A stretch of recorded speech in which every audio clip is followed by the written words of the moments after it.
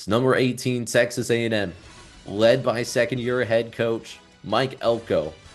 They're going to be traveling north to play against South Bend, Indiana, playing against a Notre Dame team that is going to be playing with some urgency after taking the week off, following a week 1 loss to Miami. There might be a little bit more urgency on that Notre Dame sideline. You never know.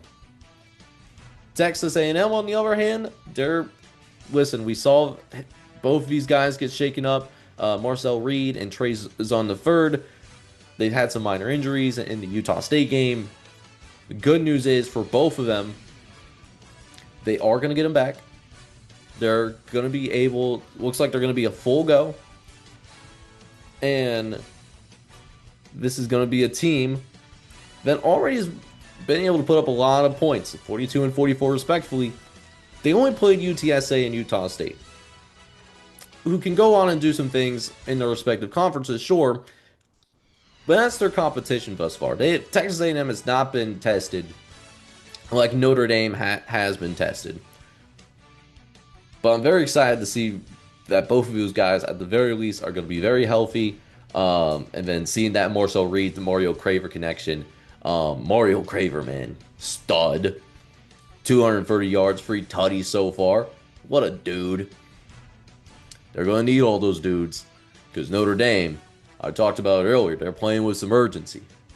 They took a tough loss to Miami. They already got 1 loss. And in the world of independence, Notre Dame doesn't have the luxury like many of these other programs do in terms of getting that automatic bid.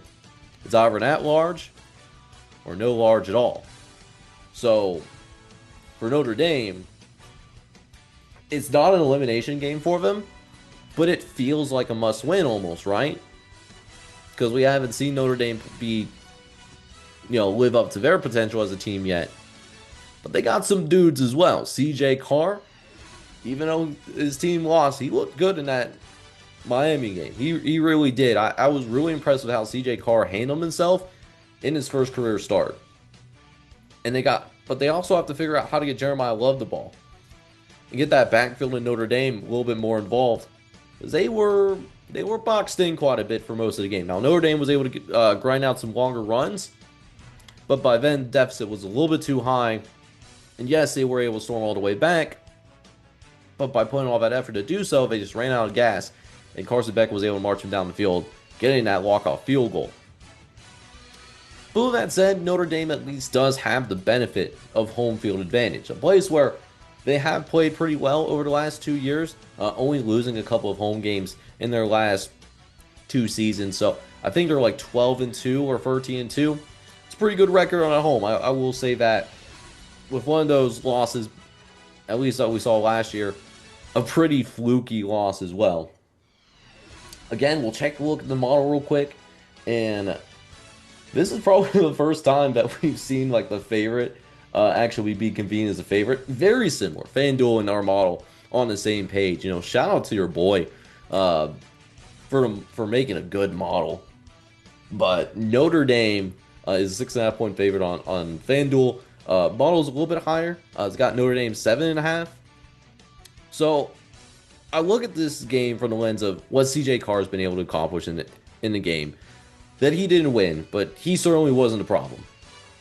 They also been able to rest after what was a physical game against Miami. Plus, this game happens to be at home. I really do love the spot for Notre Dame here. I do love the fact that they're coming off of a bye. So they're coming a little bit more well-rested. And, I also love the fact that they're at home. So I think with those two factors alone, plus I think CJ Carr and Jeremiah Love, that offense takes another step forward. I like the idea of Notre Dame to win. I don't know if they cover, though. I don't think I'd go so far as to say they're cover. Texas A&M does come in with one of the strongest offensive lines in the SEC. That has held up. But I think that, the physicality for Notre Dame, as well as being a little bit fresher and being at home, I think all that works in Notre Dame's favor, which will allow the Fighting Irish to finally get their first win of the season and win 28-24. They won't cover. I don't think they cover. I think Texas A&M does cover. But I do think Notre Dame does win and hands Texas A&M their first loss of the year.